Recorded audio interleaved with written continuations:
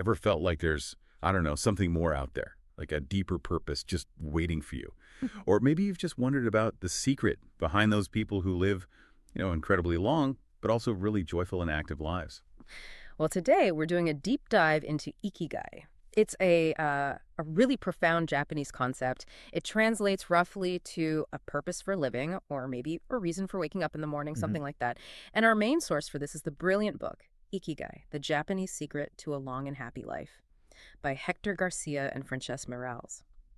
So, our mission really is to unpack what Ikigai truly means. We want to walk you through how you might find your own, maybe look at the Okinawans, these people who live super long lives and seem to embody this, and then, yeah, give you some practical steps, things you can actually do to bring Ikigai into your life. Yeah. And what's so interesting, I think, is how this concept, which sounds quite philosophical, actually connects directly to, well, tangible habits, everyday stuff. It gives you a kind of blueprint, for a life that's not just longer, but genuinely more fulfilling. Okay, so let's get into it then.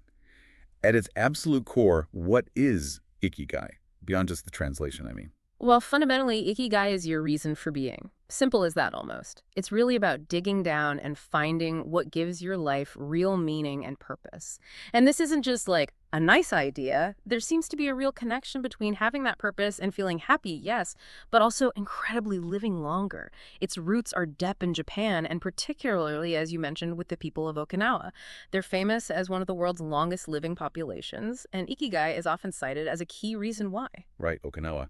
That's amazing. So if it's that powerful, how do you actually find it? Your Ikigai, the book gives this framework, doesn't it? These four questions. Exactly. Think of it visually, maybe like a Venn diagram. You've got these four overlapping circles and your Ikigai. It's right there in the middle where all four connect, that sweet spot. Ah, the Venn diagram. Yeah, that helps. So let's break those four down. The first question is, what do you love? This is your passion, right? The stuff that just makes you feel alive, gives you energy, makes you lose track of time, what you do even if no one paid you. Precisely. Then, the second circle. What are you good at? This is about your skills, your talents, could be natural abilities, could be things you've worked really hard to develop. It's where you feel competent, confident. Okay, love and skills. Got it.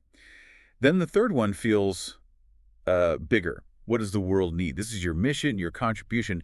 How can what you do actually help others, solve a problem, make things better, even in a small way? The book says this part is key for long-term success, too. Absolutely crucial. And finally, the practical piece. What can you be paid for? This is your vocation, basically. Is there a way to actually make a living from your passions and skills, especially if they meet a need? So it's passion, profession, mission, vocation, all coming together. Yes. And that's the magic, really. It's the unique intersection, the synergy of all four: what you love, what you're good at, what the world needs, and what you can be paid for. That specific overlap is your ikigai. And often, we focus on maybe one or two of these in our lives, right? Maybe our job pays well, but we don't love it, or we love something but can't see how it helps anyone. Ikigai challenges us to try and find that balance across all four, not necessarily in one single job, but maybe woven through different parts of life. Yeah, that makes sense. It's not just about the job title. But Mhm. what if? What Yeah. if figuring out one of those is really hard?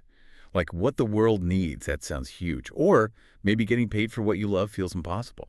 Oh, absolutely. And the book doesn't pretend this is easy or like a weekend workshop thing. It's a process. It takes time, self-reflection, maybe some trial and error.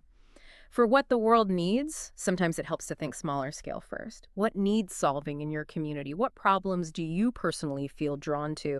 And for getting paid, sometimes it starts as a side hustle, Yeah. testing the waters. It's about being patient and persistent, not expecting some perfect answer overnight. Right. Persistence. Okay, so this isn't just theory. You mentioned Okinawa, this blue zone. These are actual places where people live incredibly long, healthy, happy lives. And the book connects this directly to Ikigai. So what are they actually doing there? What are the secrets from Okinawa? Well, it's fascinating. They have several key lifestyle habits that seem deeply connected to both their longevity and their sense of well-being. One really powerful one is moai. A moai is it's basically a social support system, like a group of friends or neighbors who form this incredibly tight bond.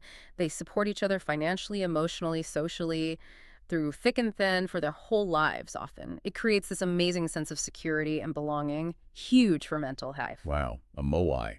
That sounds incredible, Yeah. especially compared to how maybe isolated people can feel sometimes today. How does the book suggest someone outside that culture might cultivate something similar? It's about being intentional, I think. Starting small, maybe with a few close friends, consciously deciding to be there for each other, sharing vulnerabilities, building trust. It's about quality over quantity, perhaps. Fostering those deeper connections rather than just having lots of acquaintances. It takes deliberate effort. Makes sense.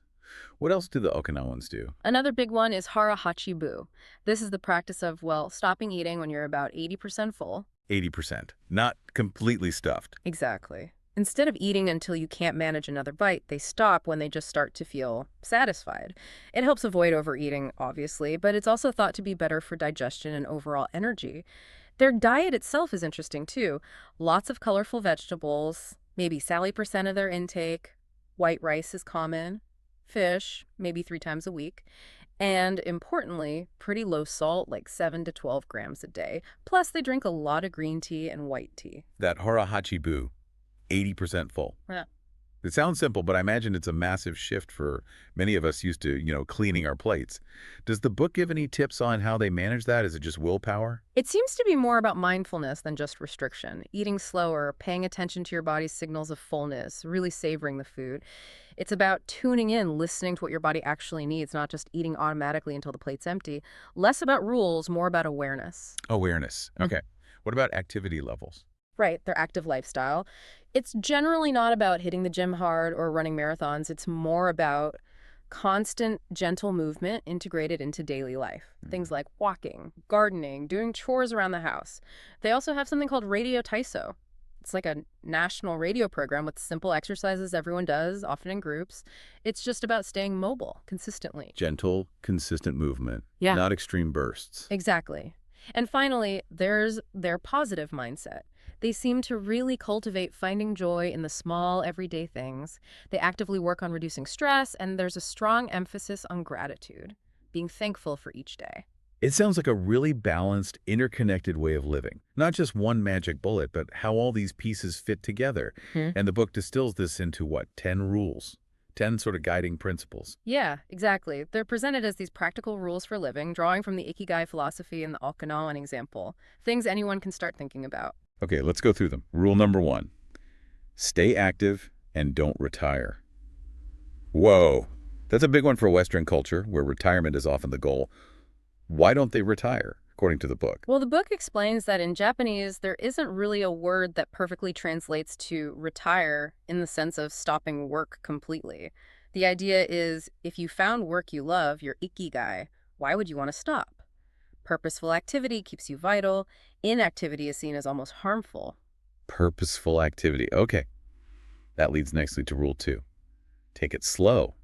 How's that fit in? It's about pace, not rushing through life, deliberately slowing down, savoring moments. The authors strongly suggest that managing stress is a huge factor in longevity, and a slower, more intentional